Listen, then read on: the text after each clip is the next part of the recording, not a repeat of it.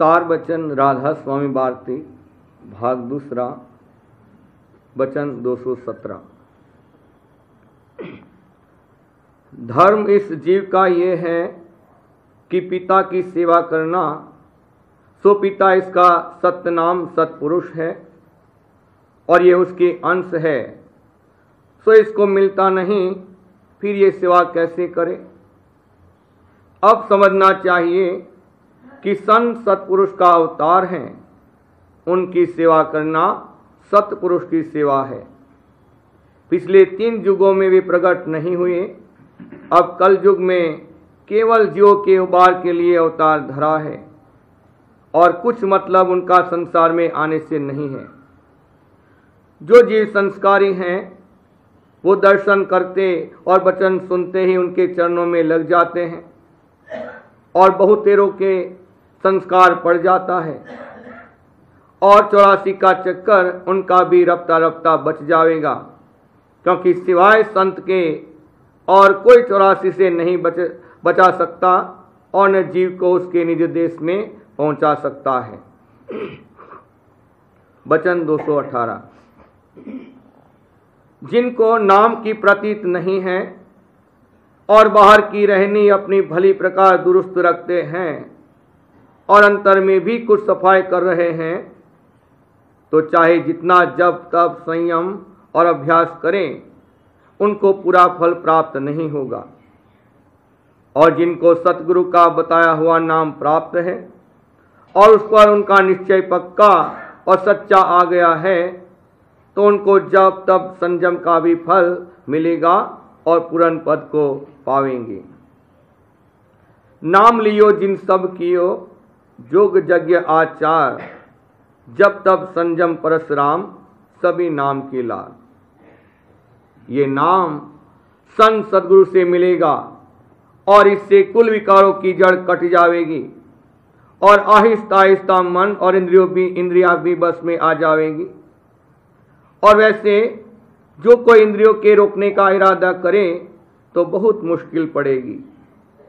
जो एक को रोकेगा दूसरी जोर करेगी, और ये हाल पोथियों के नाम जपने वालों का दिखलाई देता है कि हर चंद वो जप करते हैं पर विकार दूर नहीं होते। जो गुरुमुख नाम यानी संतों से नाम लेकर उसकी आराधना करें तो निश्चय कर आहिस्ता आहिस्ता विकार दूर हो जाएंगे। सिवाय इस नाम के और कोई जतन विकारों के दूर करने के लिए इस कलयुग में नहीं है। वचन 219। संतों के मत में बैराग की कुछ महिमा नहीं है, सिर्फ गुरु भक्ति की महिमा है। जिसकी गुरु भक्ति पूरी है उसके सामने बैराग आदि साधन बिना साधना हाथ बांधे खड़े रहते हैं, क्योंकि उसको ये सदगुरु के दरबार से इनाम में मिलते हैं। पर सदगुरु भक्ति ऐसी होनी चाहिए कि जैसे चकोर को चंद्र प्यारा है और हिरण को नाद, पतंग को दीपक, मछली को जल। जिसकी ऐसी प्रीत है उसी का नाम गुरु भक्त है और उसी की ऐसी महिमा है। वचन 220। जो नाम जरा सी अपवित्रता से जाता रहे वो नाम नहीं है। नाम सबसे जबर है, चाहे जैसी अपवित्रता होवे उसको पवित्र कर सकता है, और चाहे जिस जगह बैठकर लो कुछ हर्ज नहीं है। जो बुरे से बुरा स्थान है वो भी नाम के प्रताप से पवित्र हो जाएगा। ये नाम संत सदगुरु के पास है और कहीं नहीं है। वचन 221। कलयुग में सिवाय नाम और सदगुरु भक्ति के दूसरे कर्म करने का हुक्म नहीं है, और जो कोई बरखिलाफ इसके करेगा यानी पिछले युगों के कर्म में पचेगा, वो अहंकारी हो जाएगा और बजाय निर्मल होने के मैला होगा। वेद और शास्त्र भी यही कहते हैं और संत भी यही फरमाते हैं। वेद के नाम की हद 3 लोक तक है और संतों का नाम 4थे लोक में पहुंचाता है। वचन 222। जीव को 3 रोग प्रकट और 3 गुप्त लगे हैं। प्रकट अवगुण का उपाय करता है, पर गुप्त अवगुणों की इसको खबर भी नहीं है। उनकी खबर संत सद्गुरु देते हैं। अगर उनका संग भाव से मिल जावे तो उनकी खबर होवे और उनके दूर करने का इरादा भी पैदा होवे। प्रथम रोग जन्म मरण का है और दूसरा झगड़ा और कजिया मन के साथ है, जो कि 3 लोक का नाथ है। और तीसरा रोग मूर्खता का है कि ये अपने को नहीं जानता है कि मैं कौन हूं और किसकी अंश हूं और वो कहां है। जाहिर है कि कोई बीमारी या झगड़ा किताबों को पढ़कर दूर नहीं हो सकता, जब तक कि हकीम और हाकिम वक्त के रूबरू जाकर हाल अपना न कहे और उनसे दवा और फैसला न करावे। फिर सद्गुरु वक्त के हकीम और हाकिम हैं, उनसे ये रोग दूर हो सकता है। और इसी तरह से मूर्खता का रोग पिछलों की टेक बांधने से नहीं जा सकता। वक्त के सद्गुरु की शरण लेने से जावेगा, यानी वो आंख देंगे तब इसको अपनी और अपने मालिक की खबर पड़ेगी। सिवाय सद्गुरु वक्त के सत्संग के और कोई इलाज नहीं है। वचन 223। शब्द सूक्ष्म है और जीव का स्वरूप स्थूल हो गया है। फिर जीव शब्द में एकदम कैसे लगे? स्थूलता के दूर करने का उपाय सद्गुरु भक्ति है, और जब तक सद्गुरु भक्ति दुरुस्ती से न बनेगी तब तक शब्द में लगने का अधिकारी न होगा।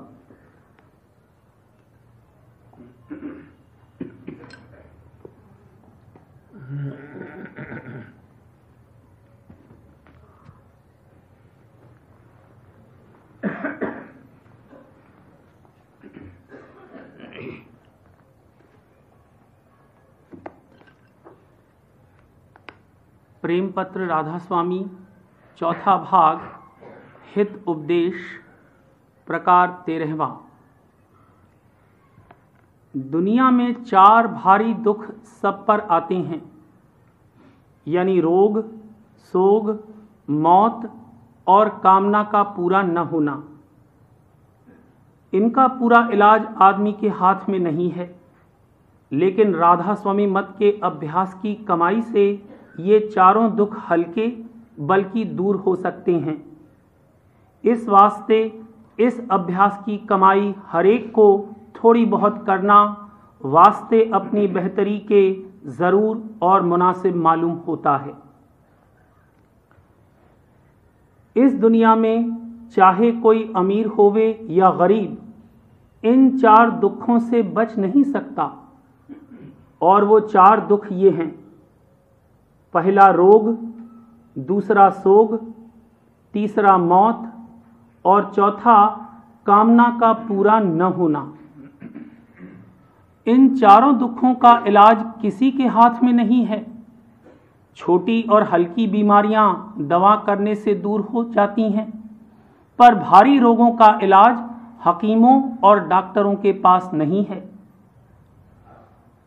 जो कोई इन दुखों से बचना चाहे, उसको मुनासिब है कि कुल मालिक राधा स्वामी दयाल की शरण लेकर जो कुछ की अभ्यास उन्होंने फरमाया है, जैसे सुमिरन और ध्यान और भजन, थोड़े बहुत खौफ और शौक के साथ हर रोज नेम के साथ करे, तो उसको अपने अभ्यास के दर्जे के मुआफिक विकारी अंग बहुत कम सतावेंगे और दुखों का भी चक्कर मेहर और दया से बहुत हल्का हो जाएगा, जैसा कि आगे लिखा जाता है।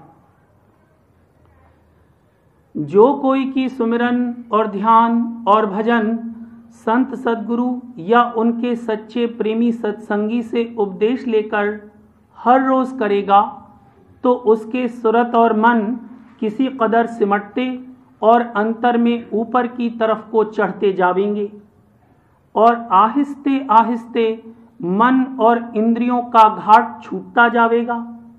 और उसका फायदा ये होगा कि उस अभ्यासी को बसबब कम खाने और कम सोने के रोग बहुत कम सतावेगा और जो कभी किसी बेएतदाली के सबब से कोई बीमारी थोड़ी बहुत आवेगी तो मेहर और दया से उसका असर किसी कदर उलट जाएगा, यानी उस वक्त अभ्यास में ज्यादा मन लगेगा और अंतर में शब्द और स्वरूप ज्यादा साफ मालूम पड़ेंगे और मन और सूरत का सिमटाव और खिंचाव ऊंचे की तरफ को ज्यादा होगा। इसी तरह जिस कदर अभ्यास ज्यादा होगा उसी कदर तवज्जह ऐसे अभ्यासी की दुनिया और उसके सामान और कुटुंब परिवार की तरफ से आहिस्ते आहिस्ते हटती जाएगी और उनकी हानि लाभ में दुख सुख कम व्यापेगा, यानी अपने प्यारे कुटुंबी और रिश्तेदारों के वियोग में बहुत दुख नहीं होगा। सब में भारी और बढ़कर दुख मौत का है, सो राधा स्वामी दयाल की दया से वो भी हल्का हो जाएगा, यानी अभ्यासी को मौत के रास्ते पर चलने और वहां की सैर और कैफियत देखने से जीते जी अभ्यास के समय बहुत आनंद प्राप्त होता है, और जबकि आखिर वक्त पर सर्व अंग करके मन और सूरत उस तरफ को दौड़ेंगे तब निहायत दर्जे का आनंद बसबब खुलने शब्द और प्राप्ति दर्शन स्वरूप के हासिल होगा और मन और सूरत आप ही मगन होकर ऊंचे देश की तरफ को चलेंगे। इस तरह मौत का दुख बहुत हल्का हो जाएगा, बल्कि बिल्कुल नहीं व्यापेगा। सब जीव संसार में हमेशा कोई न कोई कामना यानी इच्छा या तरंग उठाते रहते हैं और जिस कदर बनता है उसके पूरा करने के निमित्त जतन भी करते रहते हैं, पर कोई कामना पूरी होती है और कोई अधूरी रहती है और किसी में बिल्कुल कामयाबी नहीं होती। इस निराशा का भारी झटका लगता है और जो जतन की किया जाता है उसका भी नाकामयाबी की हालत में बहुत दुख होता है और उसके साथ किसी कदर नुकसान भी आयद होता है। अब मालूम होवे कि जो कोई राधा स्वामी दयाल की शरण में आया है और उनके उपदेश के मुआफिक हर रोज दुरुस्ती के साथ यानी विरह और प्रेम अंग लेकर सुमिरन ध्यान और भजन करता है तो मुआफिक कायदे राधा स्वामी मत के उसको लाजिम और मुनासिब होगा कि फिजूल तरंगे वास्ते तरक्की संसार और उसके सामान के न उठावे और जो ज़रूरी ख्वाहिशों के पूरे होने के वास्ते तरंग उठावे तो उसमें मौज का आसरा और भरोसा मुकद्दम रखे, यानी जो काम करे उसका फल मौज पर छोड़ देवे। जतन बदस्तूर दुरुस्ती के साथ करे लेकिन फल में अपना मन न बांधे, यानी जैसा फल मौज से होवे उसको मंजूर और कबूल करे, और जो कोई ऐसा नहीं करेगा उसकी भक्ति में कसर पड़ेगी और उसी कदर उसके जीव के पूरे उद्धार में देरी होगी। ऊपर के लिखे से जाहिर होगा कि राधा स्वामी मत में किसी को इजाजत फिजूल तरंगों के उठाने की नहीं है और जो जरूरी कामों के वास्ते तरंग उठाई जावें तो उनका फल मौज के ऊपर छोड़ने की हिदायत है। जो कामना पूरी होवे तो मालिक का शुक्राना और जो नहीं होवे तो भी शुक्राना इस बात का कि कोई खास मसलहत के सबब से नाकामयाबी हुई करना चाहिए और वही उसके हक में बेहतर और मुनासिब था और वैसा ही ज़हूर में आया। इस तरह चौथे दुख यानी कामना पूरा न होने की तकलीफ से बिल्कुल बचाव हो गया। अब सब लोगों को चाहिए कि वास्ते कल्याण अपने जीव के बाद मरने के और भी वास्ते बचाव के भारी दुखों से इस जिंदगी में जरूर राधा स्वामी मत में शामिल होकर सुरट शब्द मार्ग का अभ्यास जिस कदर बन सके थोड़े बहुत शौक और खौफ के साथ हर रोज करे। तो उसका भारी फायदा इस दुनिया में और भी बाद चोला छोड़ने के आइंदे हासिल होगा। और जो कोई ऐसा नहीं करेगा वो जमदूतों के हाथ से तकलीफ उठावेगा और जन्म मरण के चक्कर से नहीं बचेगा। और इस दुनिया में भी 3 ताप और 4 किस्म के दुख जिनका जिक्र ऊपर हुआ सहता रहेगा।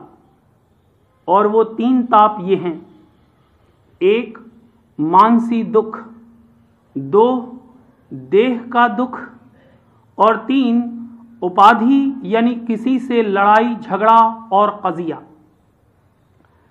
अक्लमंद और विचारवान आदमी को चाहिए कि दुनिया का हाल और दुनियादारों की चाल देखकर होशियारी के साथ यहाँ गुजारा करें, यानी अपना मन किसी कदर किसी शख्स या चीज़ में न बांधें कि जिससे दुख पैदा होवे।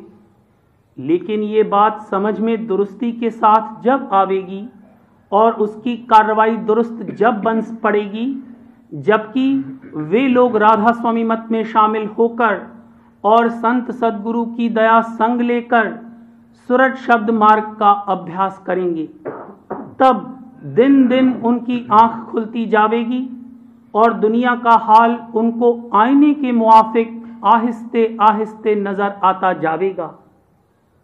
और जो कोई सिर्फ विद्या और बुद्धि के आश्रय कार्रवाई करते हैं, उनसे अभ्यास जैसा चाहिए नहीं बन पड़ेगा और न कुल मालिक राधा स्वामी दयाल के चरणों में उनसे जैसे चाहिए प्रीत और प्रतीत हो सकेगी। और इस वास्ते फल भी उसका जैसा चाहिए नहीं मिलेगा, यानी दुख सुख और जन्म मरण का चक्कर बदस्तूर जारी रहेगा।